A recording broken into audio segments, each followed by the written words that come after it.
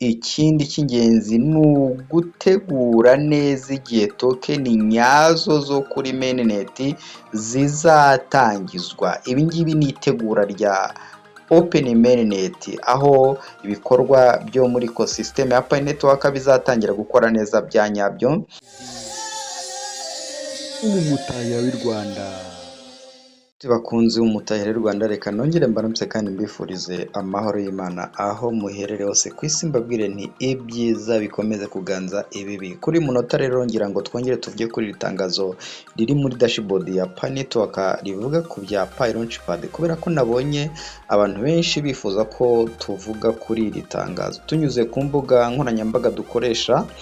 Abantu tubanaho abenshi bagiye bifuza ko iri tangazo tugira icyo turivugaho, wenda no magambo atari menshi cyane ariko nibura tukagira icyo turivugaho. Aha ngaha rero ni itangazo ryabonetse kuri tariki 24 Nyakanga mu masaha agera mu masaha 12:01 z'umugoroba. Bakatubwira ngo ubu Pi Launchpad imaze kurangiza igabana rya token yayo ya kabiri ya testnet yitwa Slice. Ushobora kureba uko ibintu byifashe nyuma y'itangizwa ryayo no kumenya uburyo liquidity pools zikora ukoresheje uburyo bushya bwo gukurikirana ibiciro. Bakakubwira ngo porogaramu ya Launchpad iboneka muri Pi browser igaragaza ibintu bikurikira. Icya mbere igaragaza ni amakuru y'igabana ryawe bwite. Ikindi ni uko igaragaza igiciro token yatangirijweho n'igiciro nyacyo, icyo bita ngo ni effective price. Uburyo bwo kugera kuri Slice liquidity pool n'imbonerahamwe ya chart ikurikirana uko igiciro cya Slice gihinduka ugereranyije na test Pi. Bakakubwira ngo soma blog kugira ngo umenye byinshi ku itangizwa rya Slice n'uburyo liquidity pool ikora. Ahangaha mbere ya byose wabanza ukibaza uti Launchpad ni iki? Launchpad ni urubuga cyangwa porogaramu ifasha umushinga mushya gutangiza no gukwirakwiza token cyangwa cryptocurrency ku bakoresha cyangwa se ku bazikoresha mu rwego rwa Pi Network. Launchpad ni porogaramu iri muri Pi browser ifasha gutangiza imishinga mishya yubakiye kuri Pi Network, guha abakoresha amahirwe yo kubona cyangwa gusaranganywa token z'iyo mishinga, gukurikirana amakuru ajyanye n'izo token nk'igiciro cyazo n'uko zicuruzwa, gufasha abakoresha kwinjira muri liquidity pool aho bashobora gutanga token kugira ngo borohereze ubucuruzi hagati y'abaguzi n'abacuruzi. Mu ngero, watanze Slice ni token ya kabiri yatangijwe binyuze kuri Pi Launchpad, maze abakoresha bashobora kureba igiciro cyayo uko gihinduka no kuyikoresha muri liquidity pool. Magambo yoroshye, Pi Launchpad ni nk'isoko ritangirwaho cyangwa urubuga rwo gutangiza no gukwirakwiza token nshya muri Pi Network. Ahangaha ngira ngo ni iri tangazo ariko turaza kurivugaho mu magambo arambuye, habeho no kumva ingero zifatika cyangwa zumvikana muri ibi ngibi byose. Turareba rero ibyabaye ahangaha muri Pi Network kubera iyi Launchpad irimo kuvugwamo nk'uko benshi barimo kubyifuza. Cyambere wamenya twakwibaza tuti ni iki cyabaye. Pi Network yatangaje ko Pi Launchpad yarangije gutanga Slice token ya kabiri yo kuri testnet. Mwibutsa yuko nidusoza gusoma iri tangazo turaza gusobanura ibintu byose bitari gusobanuka cyangwa se ibyo uri bwumve mu matwi yawe kumva ntibiri gusobanuka neza. Turaza kubisobanura kugira ngo ube wabasha kumenya icyo iri tangazo risobanuye neza bya nyabyo. Icyitonderwa, Slice ntabwo ari amafaranga nyayo yo kuri mainnet, ni token yo kwigisha no kugerageza gusa, nta kindi. Cya kabiri, kuki bakoze izi token za testnet?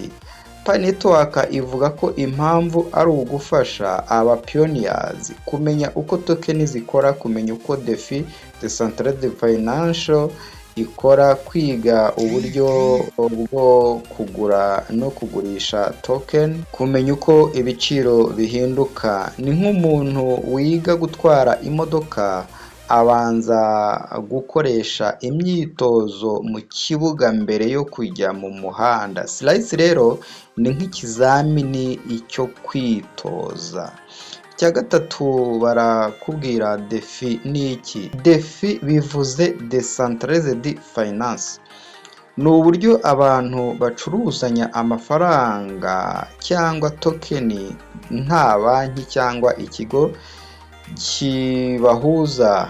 Urugero, aho kujya muri banki guhinduza amafaranga, DeFi ikoresha smart contract zikora ibyo mu buryo bwikora. Icya kane, abantu bitabiriye bangana iki? Kuvuga ngo hagati y'itariki 11 Kamena na 28 Kamena abapioneers barenga 242,000 bashyize hamwe miliyoni 15 za test Pi kugira ngo bahabwe miliyoni 10 za Slice.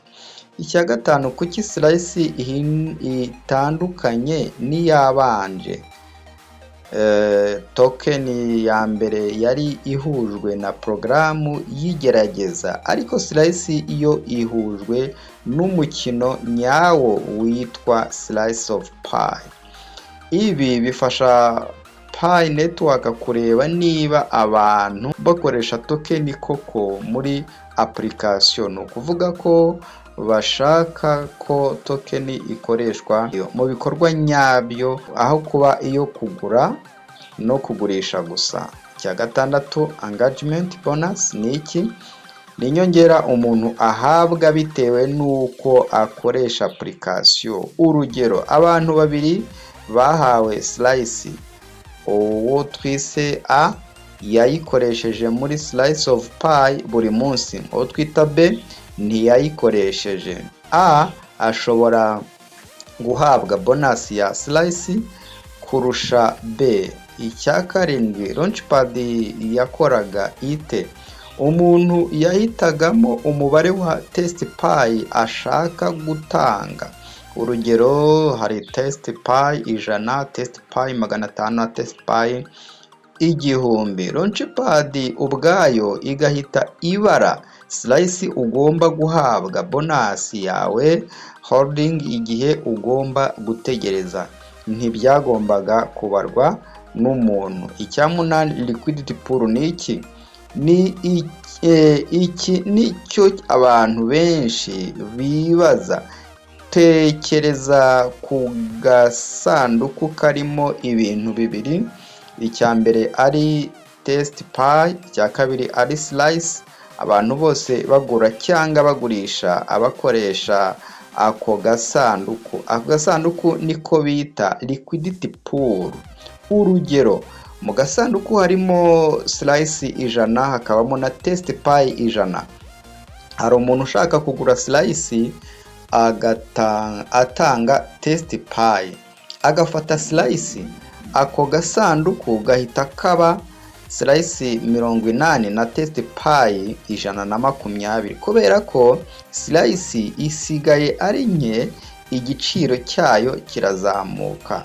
Hari undi ushaka kugura Slice atanga Slice agafata test Pi, ako gasanduku gahinduka 130 Slice na 70 test Pi. Kubera ko Slice yabaye nyinshi, igiciro cyayo kiragabanuka.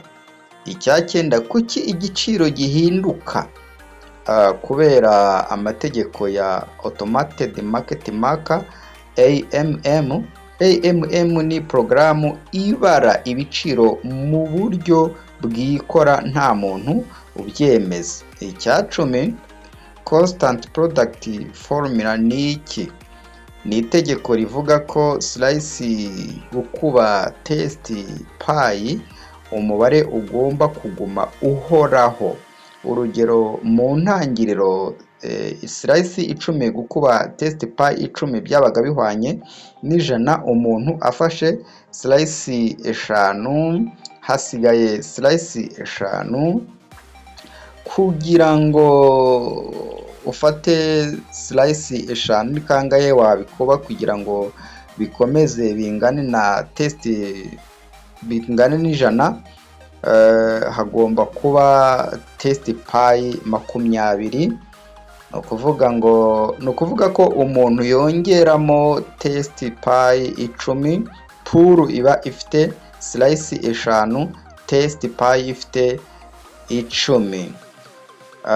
Slice iba yabaye nke, niyo mpamvu igiciro cyayo kizamuka. Cya 11, price chart ni iki? Ni igishushanyo cyerekana uko igiciro cya slice gihinduka buri kanya. Niba abantu benshi bagura, igiciro kirazamuka, niba benshi bagurisha, igiciro kiramanuka. Cya 12, slice izagera kuri mainnet? Igisubizo ni oya. Pi Network yavuze neza ko slice izaguma kuri test gusa, ntizigera yimukira kuri mainnet, ni iyo kwigiraho. 13, Pi Network irashaka iki muri iri gerageza? Irashaka kureba uko abantu bitwara, kumenya ibibazo bahura nabyo, gukosora launchpad, gutegura neza igihe token nyazo zo kuri mainnet zizatangizwa. Ibisobanuro by'amagambo y'ingenzi, ngira ngo ibi muri kubyumva. Icyo iyi Pi Network igambiriye kimwe ni ukureba uko abantu bitwara muri iyi launchpad, cyangwa se icya kabiri ni ukumenya uko ibibazo bahura nabyo, gukosora launchpad. Ikindi cy'ingenzi ni ugutegura neza igihe token nyazo zo kuri mainnet zizatangizwa. Ibi ngibi ni itegura rya Open Mainnet, aho ibikorwa byo muri ecosystem ya Pi Network bizatangira gukora neza bya nyabyo. Izi nizo mpamvu ahangaha badusobanura ibisobanuro by'amagambo y'ingenzi, aho bakubwira ko launchpad ari urubuga rutangizwaho token nshya. Token nivuga ifaranga cyangwa umutungo wa digitale ukoreshwa muri porogaramu runaka. Testnet, urubuga rwigerageza ibintu biriho ntibiba bifite agaciro nyako. Mainnet, urubuga nyarwo rukoreshwaho amafaranga afite agaciro. Liquidity pool, ikigega kirimo token ebyiri zifasha abantu gucuruzanya. Swap, guhindura token imwe ukayihinduza indi. AMM, Automated Market Maker, system ibara ibiciro mu buryo bwikora. Price chart, igishushanyo gikurikirana ihindagurika ry'igiciro. Engagement bonus, inyongera ihabwa umuntu ukoresha porogaramu cyane. DeFi, Decentralized Financial Services, z'imari zikoresha blockchain, aho abantu bakorana nta banki cyangwa umuhuza. Mu ncamake, iri tangazo risobanura ko Pi Network iri kwigisha no kugerageza uburyo token zizakora kuri mainnet. Barimo kwerekana uko launchpad, liquidity pool, swap n'uburyo igiciro cya token gihinduka bitewe n'abagura n'abagurisha bizakora, kugira ngo igihe token nyazo zizatangira kuri mainnet abakoresha bazabe bamaze kubisobanukirwa kandi system ibe yarageragejwe neza. Ngira ngo muri Pi Network tubwira ibintu byinshi cyane, uko Pi Network yari imeze mu bihe byatambutse, uko abantu bayumvaga bigenda bihindura isura, kuko bishobora kuba birimo bigenda birenga ubwenge n'ibitekerezo bya bamwe aho bigarukiye. Nk'ibi ngibi kubyumva ni ibintu bigoranye cyane ariko ugomba kubyihambira ukabyumva ukabisobanukirwa ukamenya icyo gukora. Tugahurira muri komenti wandika uvuga, ndetse tugahurira no ku mbuga nkoranyambaga tuganiraho kugira ngo mumenye neza amakuru ya Pa Network, menye niba utwo bibitseho duhagije cyangwa se tudahagije bitewe n'ibirimo gukorwa muri Pa Network. Reka mbashimire kandi mbifuriza amahoro y'Imana. Bye bye.